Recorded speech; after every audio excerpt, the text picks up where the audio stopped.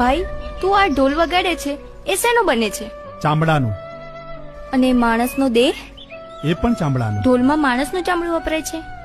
ના. તો શેનું વપરાય છે? જાનવરનું. તો એ જનાવરના ચામડાથી બનતો ઢોલ તારા ઘરમાં છે ને શિવના મંદિરમાં.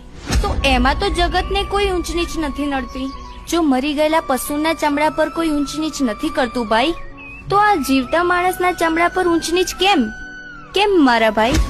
વચન છે મારું કે જ્યાં સુધી હું જગતમાં યાદ રાખવામાં આવીશ ને ત્યાં સુધી તારું નામ મારા સાથે જોડાયેલું રહેશે ને સમાજને બતાવતું રહેશે કે કર્મ મોટો હોય ને તો માણસ મોટો, બાકી જાતથી મોટો એ રિવાજ ખોટો.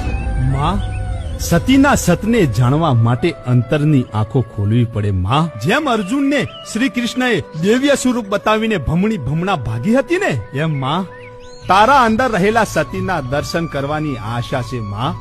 બસ એક આશા છે.